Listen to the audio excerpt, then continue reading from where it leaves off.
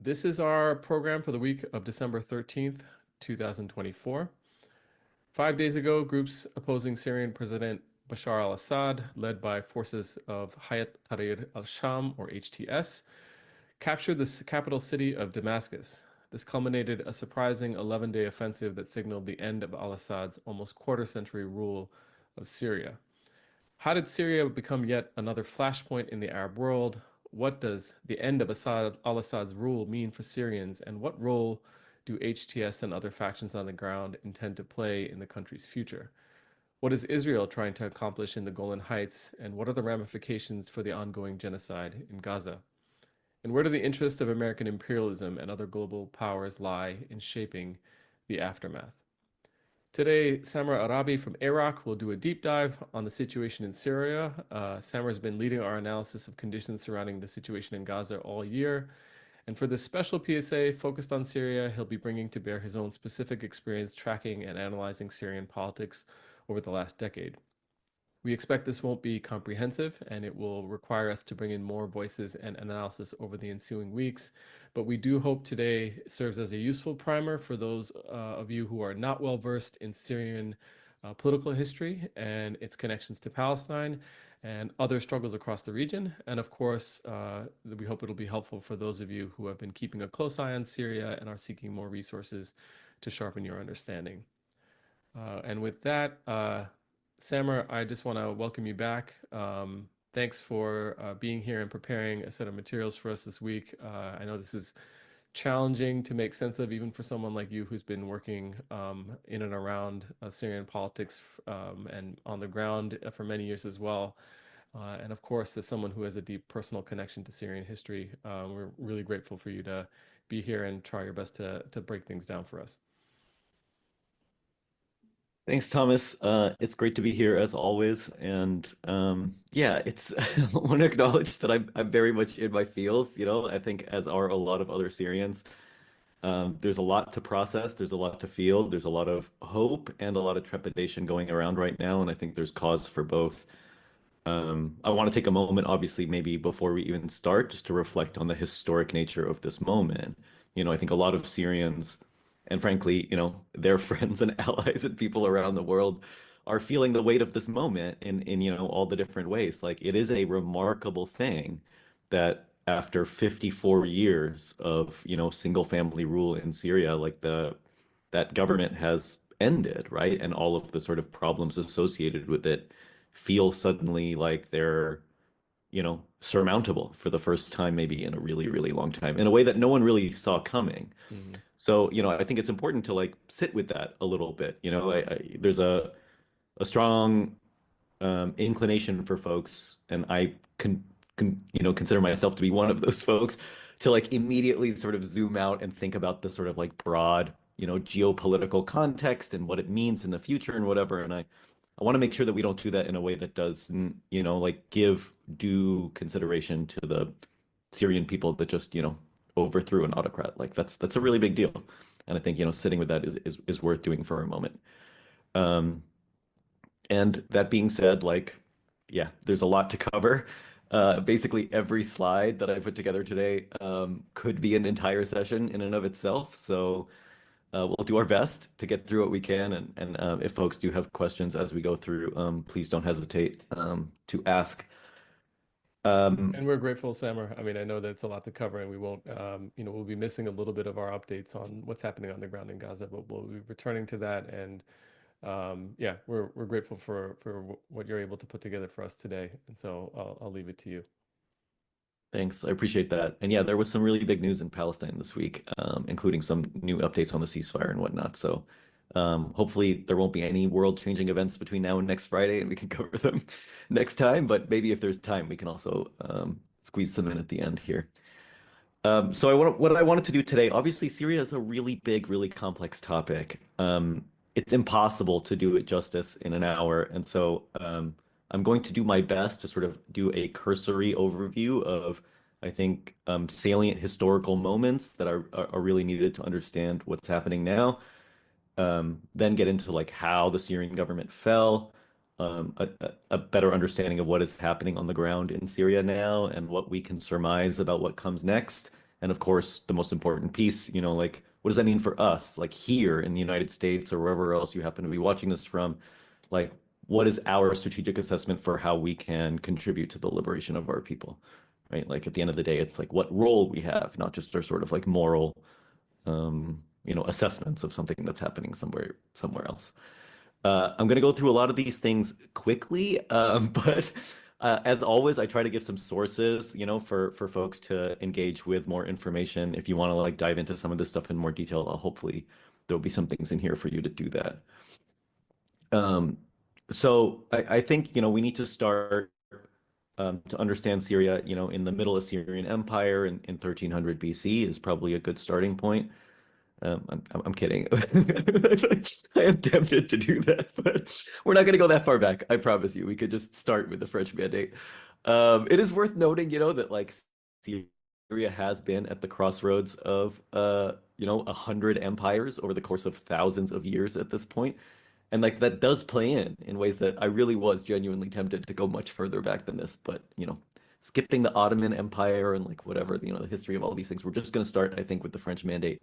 And even here very quickly, just to say that after World War One and the collapse of the Ottoman Empire, Syria and what is now Lebanon, which was at the time sort of part of the broader Syrian province of the Ottoman Empire, came under French colonial rule, with a design of the sort of sectarian division of Syria. And you can see here this first colonial map of Syria that was designed to separate it out into various like sort of sectarian, ethnic, religious pieces, which was, at the time, like you can see there's a sort of Druze state in the bottom northeast, Alawi separate state on the coastline where that EA is, and then separating out Damascus and Aleppo as like the two main big cities.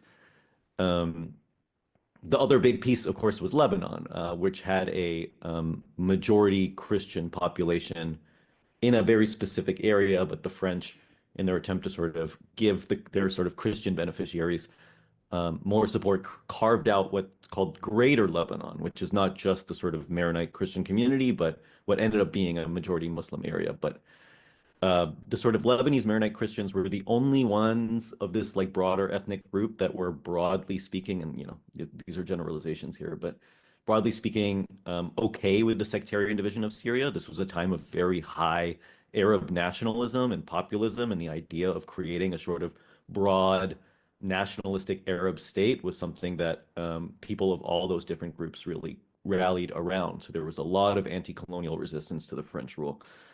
Um, and a really clear effort for France to fragment and undermine that nationalism, partly through this division plan, but through a series of other things that we are not going to get into. The fall of the French colonial regime, and just to say that like the last years of the French colonial control of Syria and like the beginning of the sort of like transition to the Syrian Republic is when you saw that green at the top flag with the red stars, the three red stars that you often now see associated with the Syrian opposition, was the old flag of Syria under French colonial rule, and going into like early days of the Republic.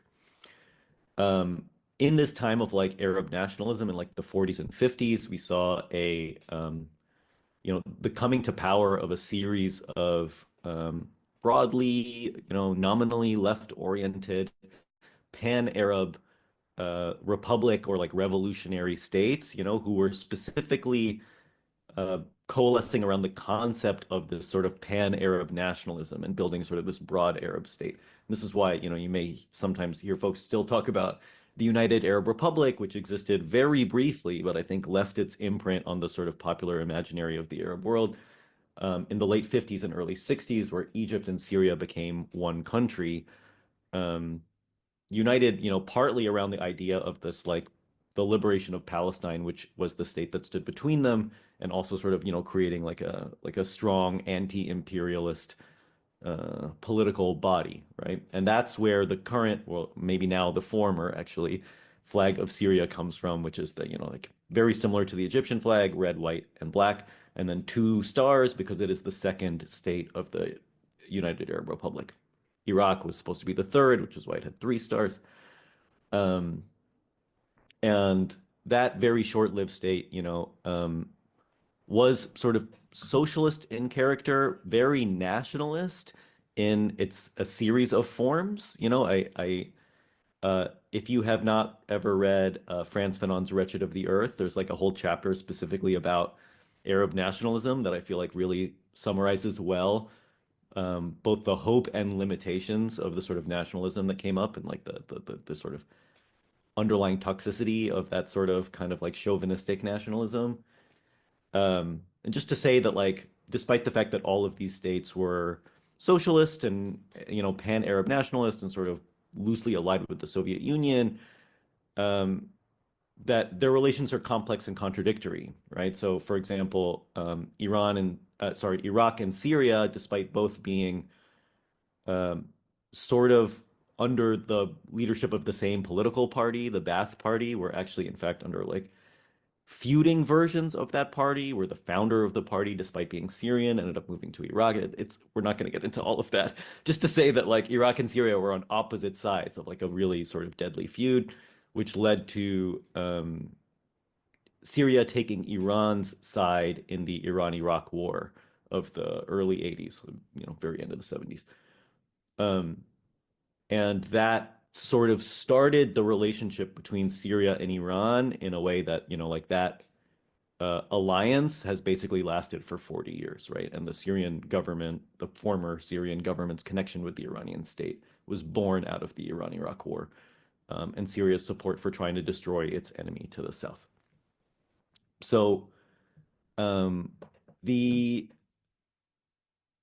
uh, the map of the Arab world as it existed for most of like this modern history, I'm sorry I put together this very janky map into what could loosely be called revolutionary states and conservative states. This is largely like republics and monarchies, basically, where one group of Arab states were generally perceived to be aligned with Western powers. We're very cozy with the United States.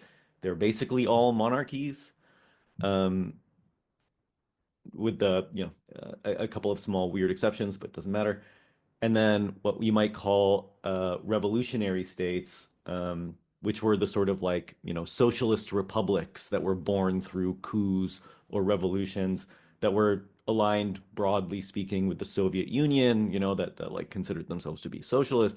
And for a very long time, at least until the collapse of the Soviet Union and then through the 90s, and into the 2000s, this is largely what the Arab world looked like. This was like the main division between, I would say, the two big camps.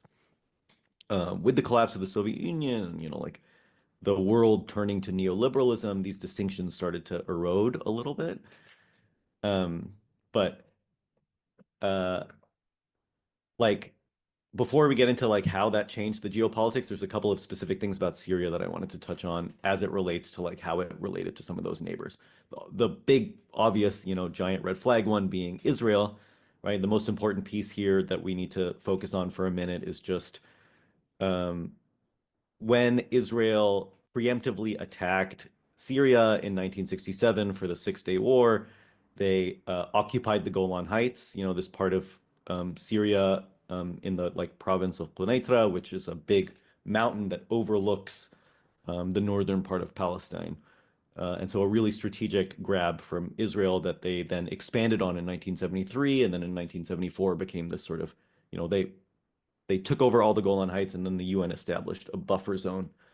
Well, they took over about two-thirds of the Golan Heights, and the UN established a buffer zone in a lot of the rest of it. Um, that has been there until now. Well, I mean, until about a week ago, and it's not really clear whether the UN is there now. And then the other big thing that we need to understand about Syria's relationships is its relationship with Lebanon, where, in a Lebanese civil war, which could be three entire PSAs unto itself. Just to say that, like, one can loosely understand the Lebanese Civil War, which went from, 1975-ish to 1990, as being a war between, on one side, the, like, Maronite Christian, right-wing, Western aligned groups versus um, like the Muslim groups, the Palestinians, the left-aligned folks, and like loosely allied with the Soviet Union, sort of. And Syria had been backing the Palestinian groups in Lebanon at the beginning of the civil war, up to the point where it looked like the Palestinian and left groups were going to win the civil war, at which point Syria basically switched sides and then pushed out the Palestinians in Lebanon, like in a really bloody invasion that really kneecapped the like left in Lebanon for decades. That occupation of Lebanon it persisted in one form or another, uh, basically through into the early 2000s, um, in a way that like tangled up, like tied up Syria's economy with Lebanon's economy, particularly, we'll get to this like after Syria became subject to a lot of Western sanctions, Lebanon became this like really critical economic lifeline, and that's really important to understanding how the state collapsed.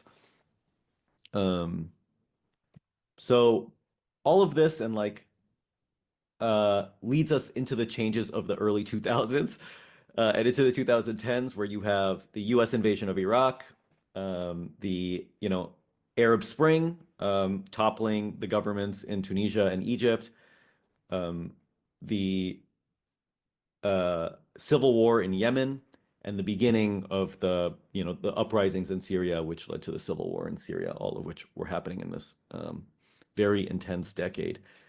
It's worth noting that like in this sort of Arab Spring uprising time, Tunisia fell very, very quickly.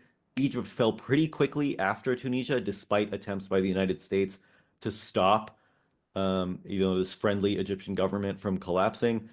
And after those two fell, I feel like Western powers and, they're like, conservative Arab allies learned a lot of lessons, and the counter-revolution came into effect very, very quickly, where stomped out popular protests in Bahrain, for example, and that was the end, I would say, of like the toppling of Western-friendly governments as part of the Arab Spring. From then on, the only places where it sort of were allowed to expand were in uh, Western antagonistic governments, say like Libya and Syria. So that really changed the map of like how we understand what would be like the sort of Western associated states to, this is what it used to look like. And then by 2010, it really looked like this, right? Where the idea of like non-Western or like so-called anti-imperialist states has more or less vanished off the map. You know, Yemen's a little bit funky because it's a civil war and like different factions might be perceived to be that way, particularly the Houthis, right, in southern Lebanon that we've talked about many times on the PSA. And then Iraq, right, is its own weird mix of things right now, uh, which really leaves Syria, right, as almost an anachronism, the state that just exists uh, almost, like outside of time, right? As a the singular remaining memory of like what once was this like big anti-imperialist front in the Arab world. And I think there's a feeling of nostalgia for a lot of Arabs, or like a feeling of, like emotional attachment to the idea of a state that doesn't embody the sort of like Western, imperial whatever ambitions. And it's worth reflecting on the fact that that feeling of nostalgia has significantly outlasted the extent to which the Syrian state itself actually embodied any of those principles. So like we we saw this in a time where the Syrian state was itself rapidly changing, also adapting to the times, right? And the ubiquity of neoliberalism and whatever. So uh, the real difference here is just like which states the US is backing versus not, versus like really meaningful ideological differences. I feel like those had gone by the by sometime before. And to sort of understand Syria's neoliberal turn, and the situation of like the Arab states in that time, there's two books that I would really highly recommend. One is Overstating the Arab State, which is real wonky, so please don't read that unless you're okay with reading a very wonky book. That just basically gets into the idea that at this stage, Arab states, there's this sort of idea of like strong states, and weak states, where like strong states control everything, all like jobs run through the state and whatever. And the argument in this book basically is that like Arab states are what are traditionally called strong states, where they control the economy and employment and whatever, but they're not actually strong, right? They're fierce states because despite the fact that they, manage the entire economic systems and whatever, they're very brittle, right? And they're very incapable of enforcing like loyalty or moving things through or whatever. So it's a really good book to understand like how these states are sort of hollowed out from the inside. And this is particularly true uh, in Syria, I would say. And Bassem Haddad's book, Business Networks in Syria, he actually has a new book coming out soon. But his book, Business Networks in Syria, I feel like does a really good job of diving into how, with Bashar al-Assad taking over the country after his father died, this like very sharp neoliberal turn in Syria allowed this like small business elite through, deregulation, through privatization, the same sort of ways that you see in a lot of other places, caused this like once, working class oriented socialist party, to the extent that it ever really was that, to turn against its base, right? Like whatever base that it once had, it turned against in the interests of foreign capital and foreign investment, and enriching like, a small group of business elites. So this was a time of like immense privatization and like increasing inequalities and things in Syria that I think had broad implications for how things played out in a way that, again, read the book. There's a lot there. We could also always talk about it in more detail. And this sort of, I think, would say laid the groundwork for the Syrian uprising, which started as a series of peaceful demonstrations across the country demanding reform, in the sort of typical revolutionary arc, right? Of small protests demanding reform, and when those are rebuffed, like the scale of the protests increase, uh, and their size and their demands increase until they reach, like protests calling for the overthrow of the government. Um, there was always a little bit of a tinge to these protests because they were frequently accused of being like Western-backed conspiracies, right? Or like, funded by Western interests, or the CIA is like whatever involved in these things. And all of that is true, right? There's no question, I think, that Western forces were involved in destabilizing the Syrian state. I mean, we actually know this for a fact due to a series of State Department leaks and other things that have revealed that the U.S. embassy in Syria was actively working to undermine the Syrian state, which, again, not a surprise, right? The one remaining sort of like anti-US state in the region.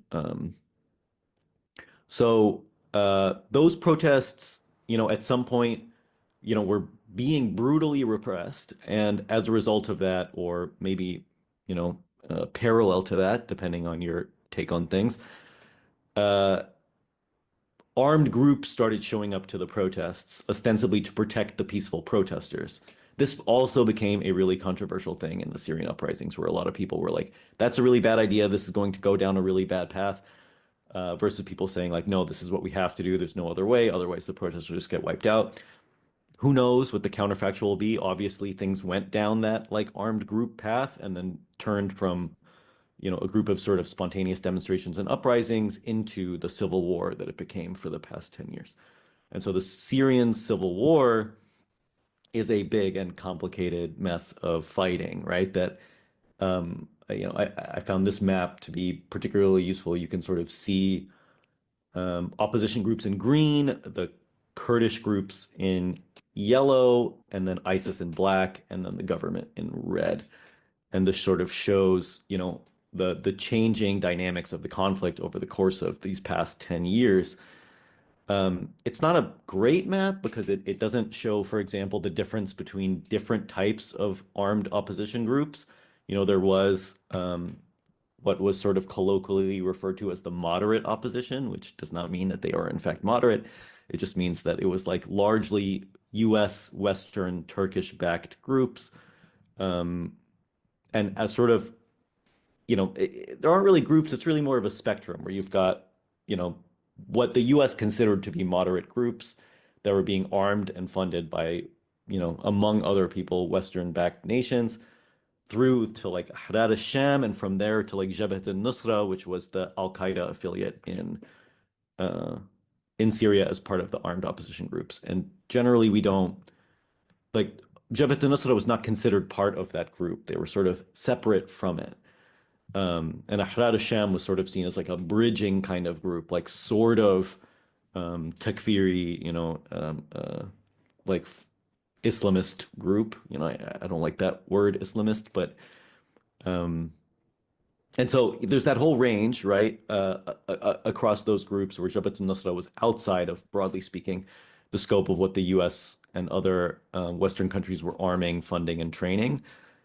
Um, there was also an internal, what's sometimes called the left opposition or the internal opposition, which were also opposed to the sort of authoritarianism of Assad, but weren't okay with like the armed aspect of it and largely still lived inside the country. That's also a giant topic that we're not going to open up right now. And of course, these Kurdish areas in yellow that had, asserted their autonomy in the Northeast. And there's a lot we could say about those Kurdish areas, and we'll get into some of it, but it is a fascinating history and like a experiment in autonomy that is really worth spending a little bit of time on. Um, Two things that are really important here. One, I think reflecting on the idea that uh, the groups that were supported by the United States did not fare very well, although like even that assumes that the United States like had a strategy and that specific strategy was being used to fund specific people. That was not the case. I was there. I saw it very directly. You had for example, uh Syrian militant groups that were funded and trained by the Defense Department that were fighting um, Syrian armed groups that were funded and trained by the CIA, for example. And like both of those would be raiding like US aid supported, humanitarian efforts and whatever. Like it just an absolute mess. And so I always think about that when people talk about like the sort of grand, brilliant scheme that the United States had in Syria, which like it really wasn't. It was pure chaos. These people had no idea what they were doing. It it's clear what they wanted, right? Which was a destabilized Syria and the removal of their sort of perceived enemy in the Assad government. Um, but I don't think that they were particularly effective in doing it. And I think that it's clear given the power of these sort of other groups that really rose to prominence. But the other big thing that I think it's worth noting about how the sort of civil war itself played out is just that because ISIS exploded into that vacuum, that sort of led to a chain of events that allowed Assad to eventually reassert power over Syria.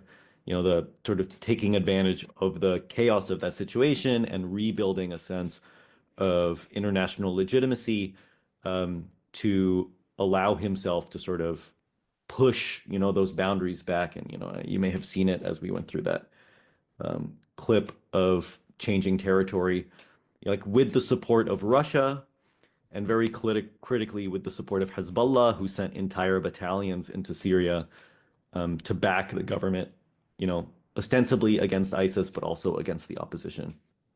Um, Critically, the Syrian government in this stage had the support of Hezbollah, but it did not have the support of Hamas, which actually broadly, loosely took the side of the Syrian opposition and did this despite the fact that Hamas was headquartered in Damascus at the time.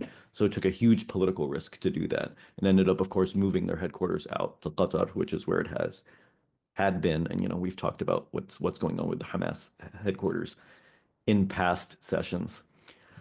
Um, so in this sort of like miasmic chaos that's happening within Syria, where like different armed groups are being supported by different people, all of this is sort of playing out in a series of different ways. Um, the government at this time, was trying to build up its sense of international legitimacy and doing that through a series of compromises with a bunch of states. So obviously, Syria is very closely allied with Russia, which maintains its only warm water port in Latakia, like the area in Syria that is on the coast, um, and Iran, of course, through this like 40-year relationship that we've been talking about.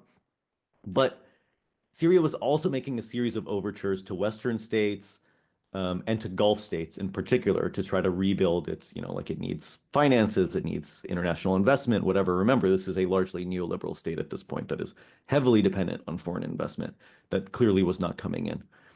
And so, like, in the context of all of that, we saw a detente process that happened starting in 2017-ish. That's generally called the Astana process because it was signed in the capital of Kazakhstan. I hope I don't get that wrong. Uh, and this wasn't a peace process per se because like there was no peace agreement signed. It was a more of a just an uneasy détente, right? Where no side really was capable of winning, but no side was really willing to concede. And the map was more or less frozen in this state for an extremely long time. For what, 6 years, I think. Some skirmishing around the edges for sure, and continuing bombardment by the Assad government in opposition areas or whatever. But the government troops weren't really able to move significantly beyond where they were on this map. And that's partly because Turkey, which had established a sort of protectorate for the Syrian opposition groups that are existing along that Syrian border. You can see here the light green area right below Kilis here in like where Membish and some of these other towns are in Idlib. Um, and then this blue area also controlled by Turkish-backed Syrian militants who are, we went through who the different groups were last week. So to save time, I'm not going to go into them again. But if you don't know about these groups and you weren't here last week, please watch last week's PSA for a bit of a primer. But as a small reminder, Turkey very, very concerned about Kurdish autonomy on its borders. It is building these like opposition group areas up in the north here, but also critically protected this area under Hayat Tahrir al-Sham, which, at this point, has like the group that was Jabhat al-Nusra has rebranded and like, issued Al-Qaeda. And, we talked last week about the ways that that's a really meaningful distinction, actually. But Turkey basically came to their defense. And the reason that this area wasn't taken over by the Syrian government is because it was defended by Turkey. So like when people refer to the opposition groups as being like US, or being like backed by foreign powers, and defended by foreign powers and stuff like that's objectively true. It's also objectively true that the Syrian state wouldn't have even managed to get that close if it wasn't for the foreign powers that were supporting it. So again, a little bit of a mess all around. Um, but this is basically where people thought things were going to stay for a very long time. And despite the fact that both Iran and Russia were pushing Syria pretty hard to sign some sort of agreement with the remaining opposition groups, Turkey also, I think, had a very strong interest in just getting some sort of stability here. Again, we talked last week about how a critical desire from these various places was a return of stability to Syria and a return of refugees. So there's a very strong pressure being put on the Syrian government to sign some sort of something, some power sharing, some minor concessions to these remaining pockets of opposition resistance, which the Assad government refused to do, right? Categorically, it seems. And, in one of maybe the most strategic blunders in history, right? Because they probably could have done that. They would still be around today, but they didn't, clearly overplaying their hand and misreading the power that they thought they had because the map went from that other one to this one in the matter of a week, right? When we had our PSA last Friday, we sort of anticipated that, well, I was saying that like, this might be lights out for the government, who knows, but we're in for like a fight. And then 2 days later, the entire Syrian government had evaporated.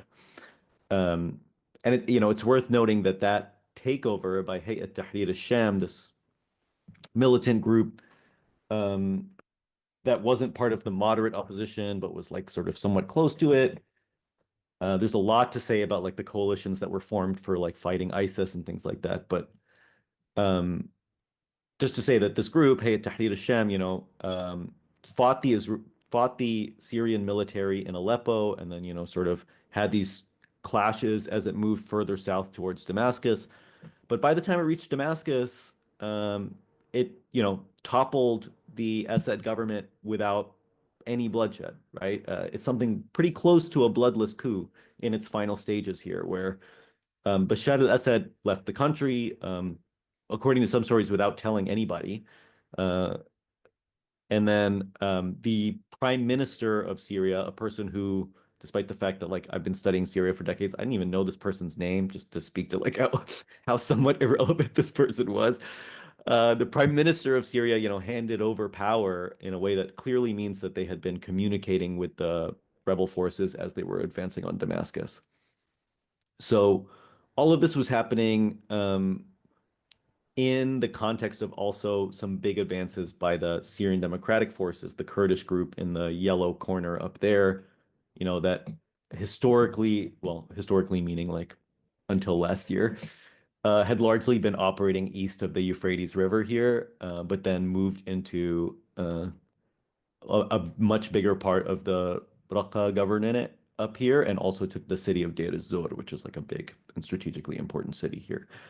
Um, and so this is basically the map of Syria as it exists now. There's a lot to dive into, like um, yeah, there are a lot of different pieces here, and there's a lot of complexity of what's happening in different areas. But uh, one thing we are seeing at the same time is, well, before we get there, uh, even though the Syrian government forces are gone, that does not mean that the Syrian rebel forces are in control of the entire country. As you can see, they're only in control of about two-thirds of it, I think. It's actually a little bit less, if I understand correctly. Um, where uh, particularly these groups up here that are backed by Turkey that really, really have a bone to pick with the Kurdish autonomous area, there's some pretty intense fighting that's happening along these lines. And we'll get into some of like the US and Turkish influence stuff later, I think a bit, but just to say that, Kurdish forces have withdrawn from a series of areas that they've been controlling for quite some time now, critically like the city of Manbij, which is pretty close to the border. Um, and this was done sort of through a series of negotiated agreements with the United States and Turkey about uh, this Kurdish area maintaining control east of the Euphrates, but giving up control west of the Euphrates. They've also withdrawn from Deir ez-Zor. There's a lot. I'm not going to get into all the details of how the different government pieces have moved. Um, but I think the big thing to think about in the context of all of this is, of course, like the Syrian government collapse and what happened here. There are much smarter people than me that have already opined on some of this, so I will point you to some of that. There's Jadalieh had a really, really good panel on Wednesday that is available on YouTube. Oh, and sorry, one thing that I'll say about this slide really quickly is just that uh, Annie helpfully put the link in the chat. This Syrian Live UA map I find to be really useful because it is a daily updated sort of news aggregator about what is happening in Syria and how the borders are changing and what is happening in each of these flashpoints. So if you want like really up-to-date info on what's happening in Syria, the Live UA map is definitely one of the ways to go. And then, yeah, so the resource that I will point you to for the government collapse is this Jadaliya YouTube video where a series of very smart people, Bassam Haddad, who is really an expert on Syria, Omar Dahi, who's also great, and Mu'in Rabbani and Noura Arakat have a really, really thoughtful conversation about how the government fell and what it means and where we go from here. The other big piece about the government collapse that, I would be remiss not to mention, of course, is the freeing of the prisoners from the Saydnaya, this like unimaginably horrific prison where people have been kept for decades. The tens of thousands, or at least 10,000, have been killed in that prison.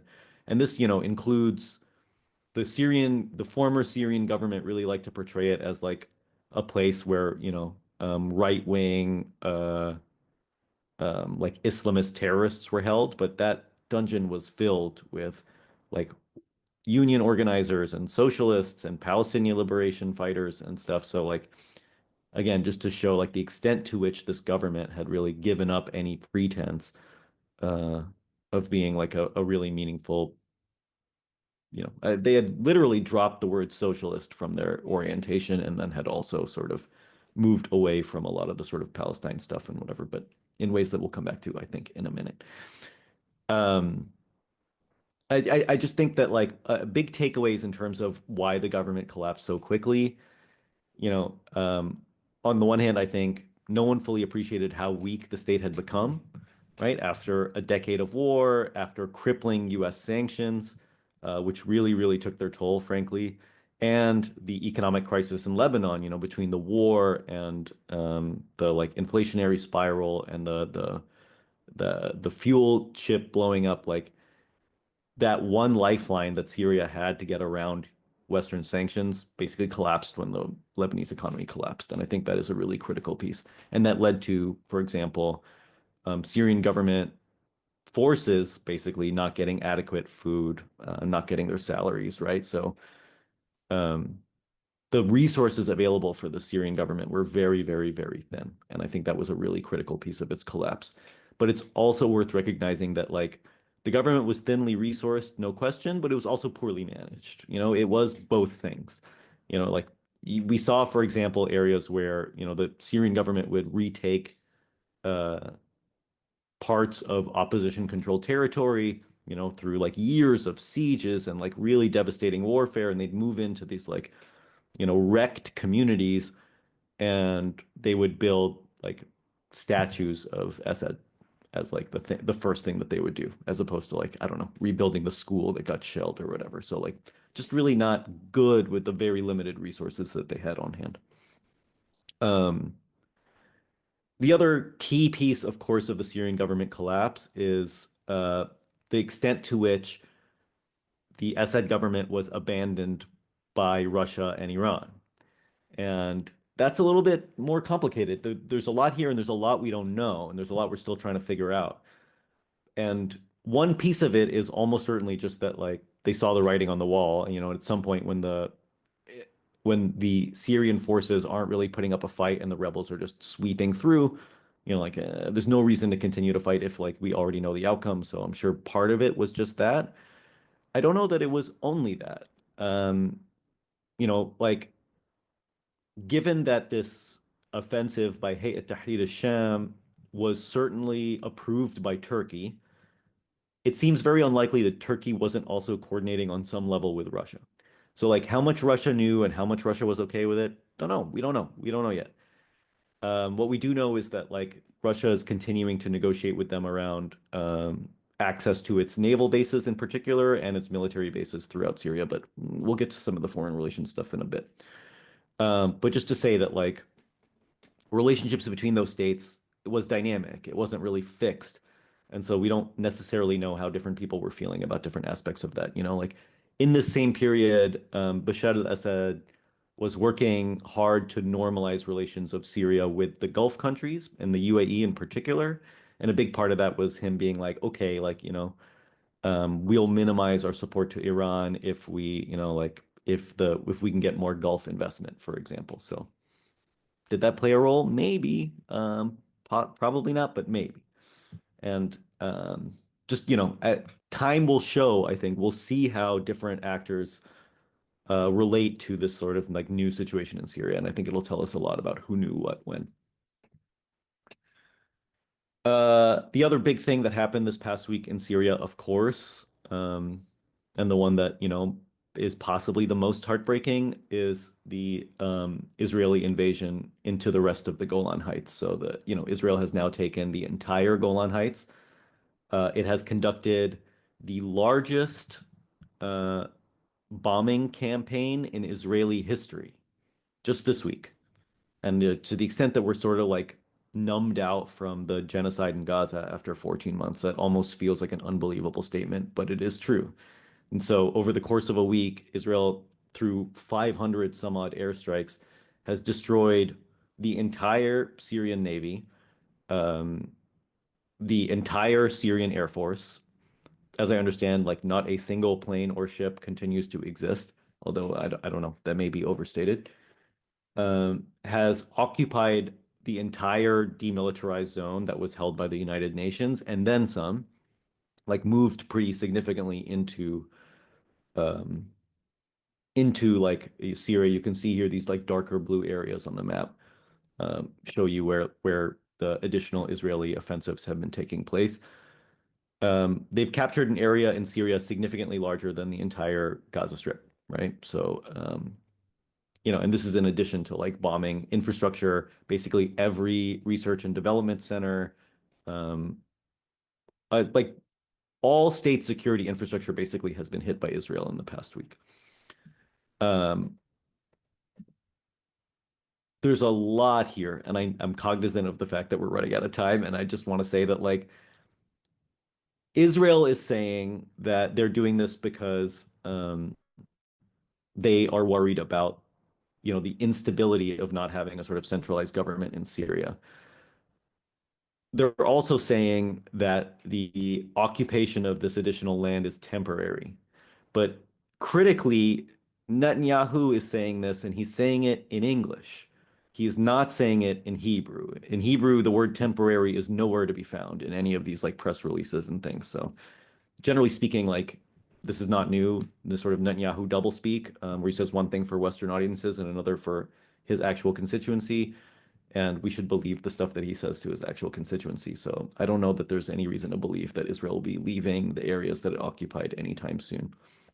What is very clear, at least to me, um, is that Israel wanted to maintain Syria at a specific level of um, of power, right? Or lack of power, maybe, where they wanted the government to be strong enough to like prevent, sort of random militia attacks and things against Israel, but too weak to actually successfully do anything. This is why Israel had been periodically bombing Syria for decades, right? They never want them to get too strong.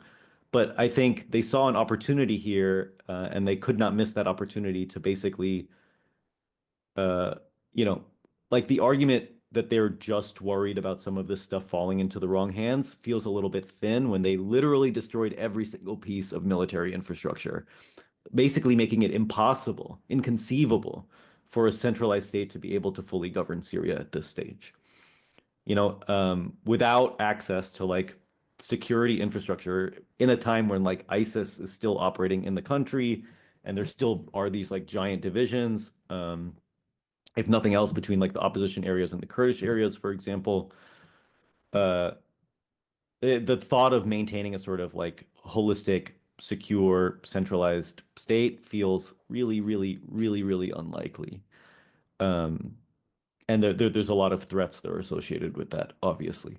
So, yeah, does Israel want civil war in Syria? I don't know. They probably don't want generalized instability, but like they will surely benefit from like a Libyaization of Syria, where like it will be forced to sort of contend with itself for I don't know how long before it's able to really pose a threat to any of its neighbors. So in all of that, there's also what is happening in Rojava in the sort of Kurdish-controlled area in the northeast, where this Turkish-backed offensive against the Kurdish forces is not only sort of leading to these opposition groups fighting the US funded Kurdish troops that are in the area, but also creating an opening for ISIS basically to reemerge as like the Kurdish forces were the real primary fighters against the ISIS takeover of Syria. And so, uh, they're very smartly using that as their talking point to be like, if this continues, like, don't expect us to continue to defend you against ISIS. Um,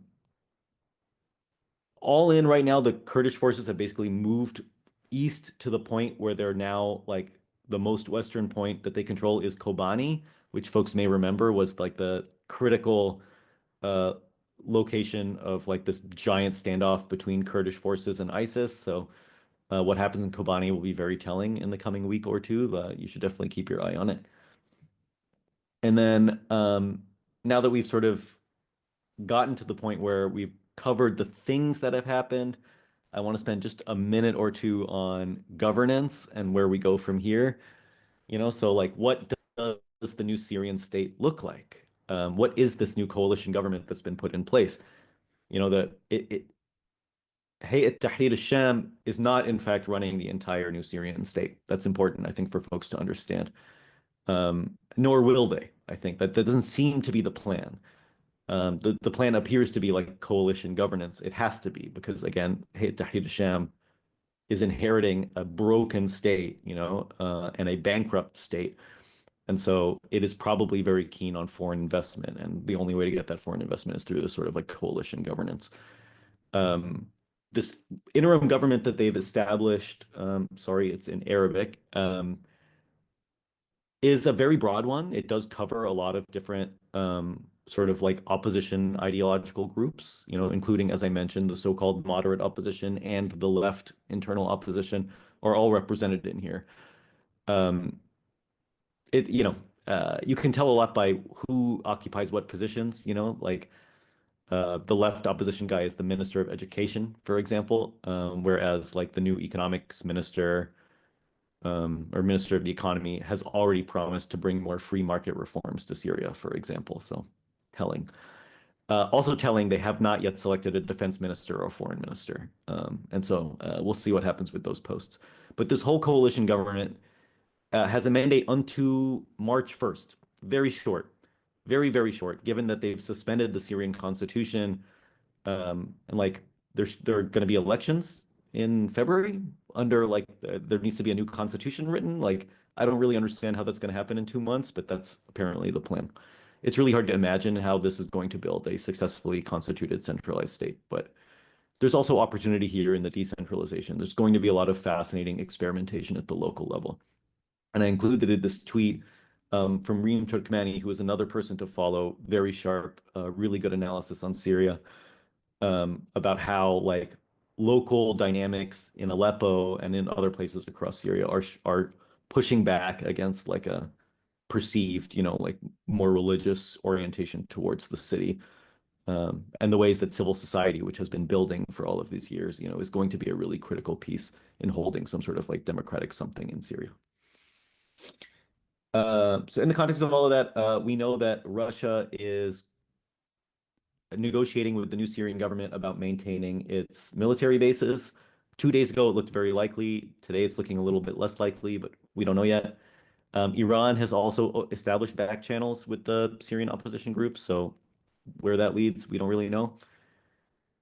As for U.S. relations, um, there's a lot. Who boy. Okay, so the United States has been conducting airstrikes against ISIS, so like they're active militarily across Syria again.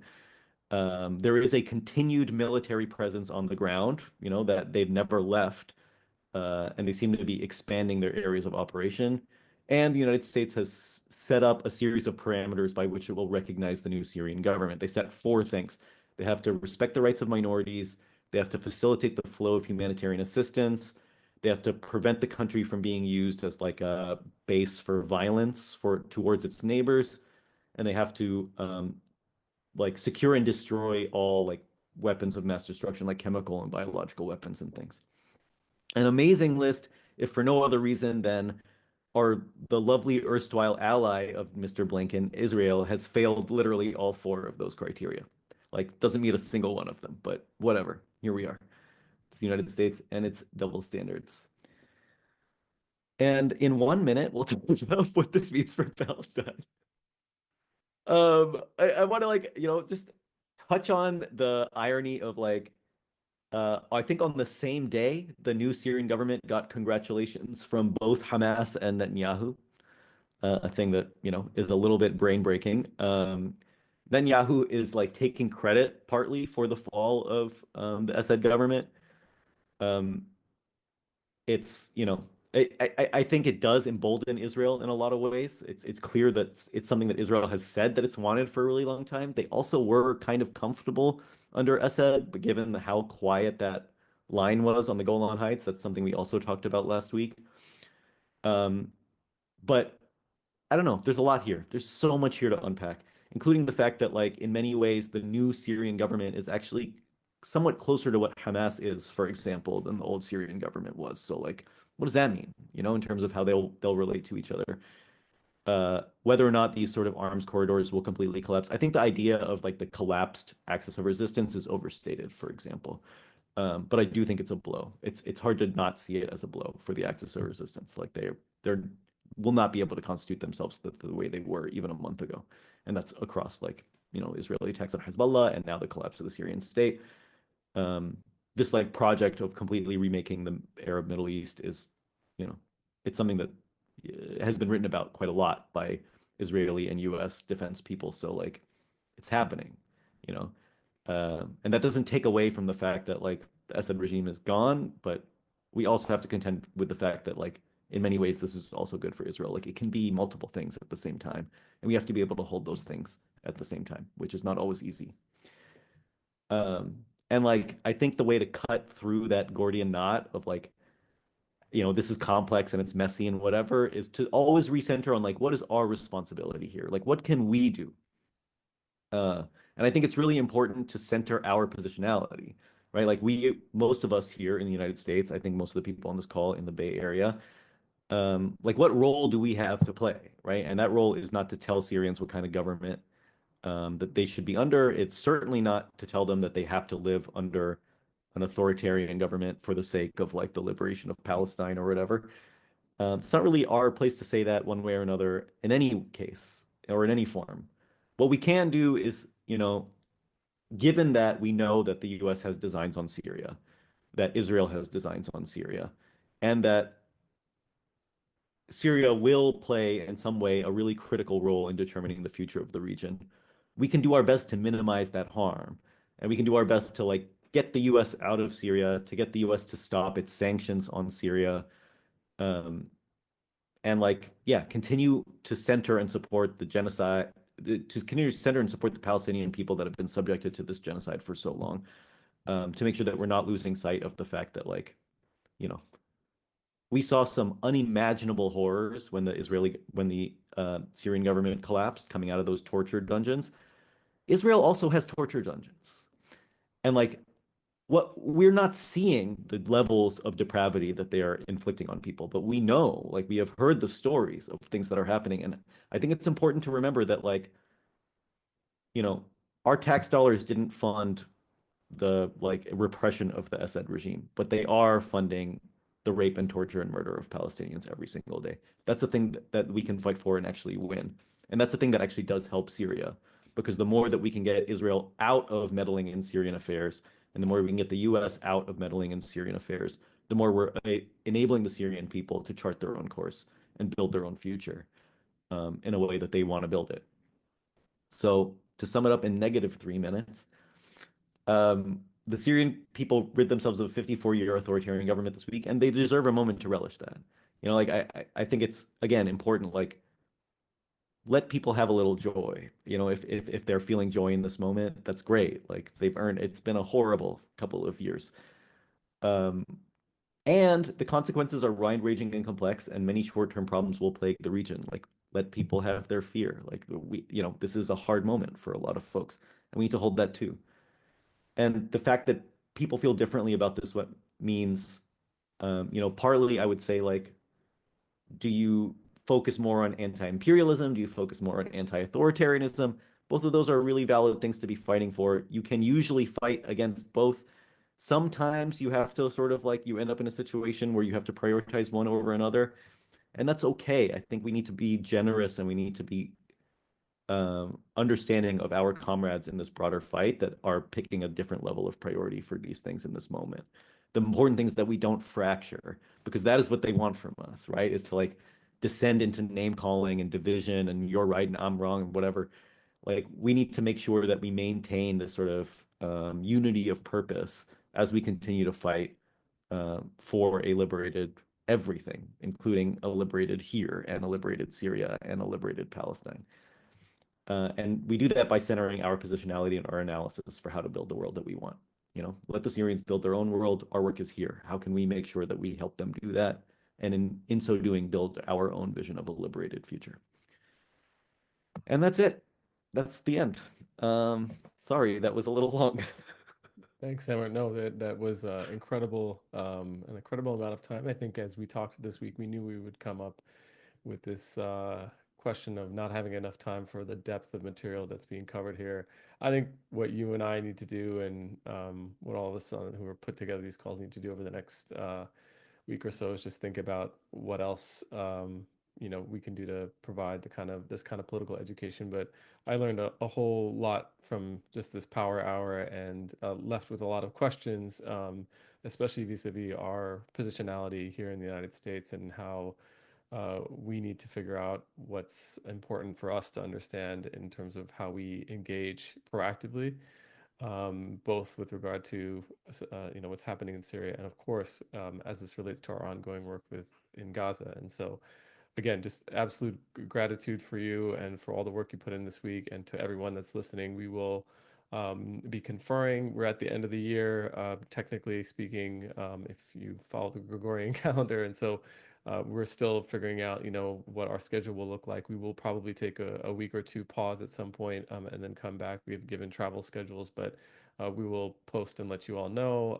And we do acknowledge that we've been having some issues with our follow-up emails. We're going to try to rectify that and make sure we get all of the materials from this call out, especially all of the slides that Samer has put together, and as well as the links. I do want to just say one thing is, Samer, we didn't get to it, but for those that are staying on the call, I think it is a moment to celebrate the huge BDS victory this week in Alameda County. For those that weren't following, Alameda County divested from Caterpillar Corporation. As folks know, Caterpillar has long been implicated as a supporter of the Israeli state's occupation, and to the tune of 32 million, Alameda County divested. And so we want to lift that up and congratulate everyone who has been working on that tirelessly, especially AROC and all the partners who are part of Bay Area Divest. And so I just want to note that. And yeah, well, thank you for joining. Thank you for sticking with us. And as usual, we'll look forward to seeing you again soon.